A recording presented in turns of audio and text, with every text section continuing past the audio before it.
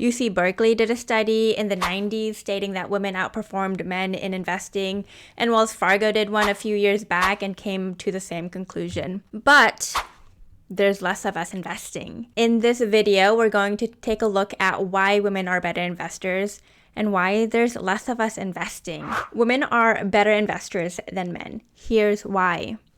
It's because number one, we're not impulsive, and number two, we stay the course. Truly, that's the main reasons why we make better investors than men, and you can see that here in the graph by Fidelity. So when the market's a shit show and it's being super volatile, we're not making impulsive decisions to like buy or sell the stocks.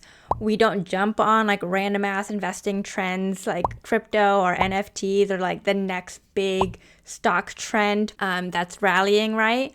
And as a caveat, coming from a girl in wealth management, I'm not saying you should never like jump on trends, especially if you've done your research. It's just that it shouldn't be a big part of your portfolio. Like, to be frank, like I have crypto, I have individual stocks, but it's less than 5% of my portfolio. The other 95% of my portfolio are invested in diversified index funds and ETFs. And here in this graph, you can see how women tend to react to market volatility. So stock prices go up and down in a short period of time, but 50% of women do nothing and wait it out. They wait out the volatility versus 43% of men. So we stay the course, and that gives us a competitive advantage. So in a society that tells us that women aren't interested in the stock market, that we're not good savers, or we're too timid to invest successfully, just know that as investors, we're doing okay, better than average. So yes, women are better investors than men, but the amount of us investing is lagging behind. And one big reason we see women not investing is that they don't feel comfortable in how to invest. And that stops us from entering the stock market altogether. According to Fidelity, a survey in 2023 showed that 60% of women are investing. And when we get more granular in it, we see that the investing gap gets larger. According to an article by the SEC, nearly 60% of Black women are not invested in anything, like nothing. What? And you know what I say, you can't save your way to wealth. You have to invest. That's why the stat needs to change. And y'all, this is why I started the channel, to get more money into women's hands, because nothing bad happens when we have more money. Like, truly, I honestly believe that. And I've tried looking for more granular data that will go into more subgroups of women, but it's hard to find.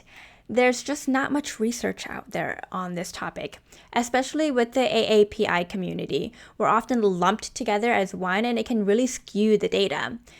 This is such a large community, and there's so many intricacies when it comes to education and lived experience. So our comfort level around money and investing is different. In a survey from JP Morgan, they found that for the AAPI community, when asked about their attitudes towards their own retirement savings plans, 56% of the AAPI respondents said they felt confident, compared to the nearly equivalent 55% of the general market. So that doesn't sound like we're too far off average, right? But when you break that down even further, you see that the Filipino and Korean participants reported feeling less confident at 49% and 35% respectively.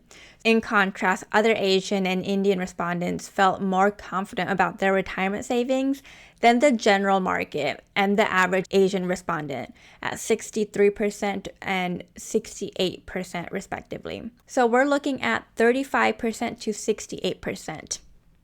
Y'all, that's a huge gap. And that's honestly just why we can't be lumping people together. Like, it skews the data. Whatever. So studies show that women tend to want to have a good understanding of investing and the stock market before we feel knowledgeable enough to start. And in the meantime, we get stuck with analysis paralysis, and we aren't comfortable in making a decision. And honestly, look, like, I get it. Even when I started my personal finance journey, I felt like there was so much to learn before I could really start investing.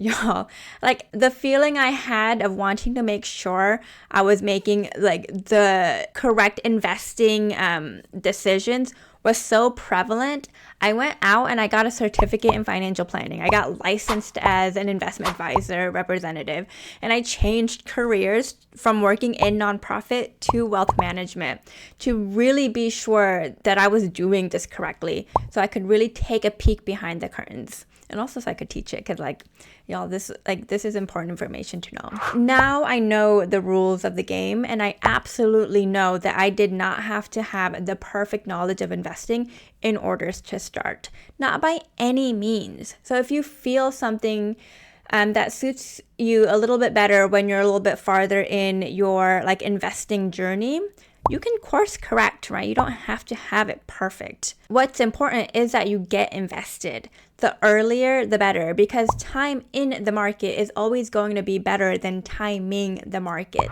So if you're feeling like you don't know where to start, that you're behind, don't worry. That's why you follow me. This is where you will become confident in your investing knowledge, so you can know what your short-term and long-term financial goals are and exactly how to get there. All right, everyone, thank you so much for joining me today.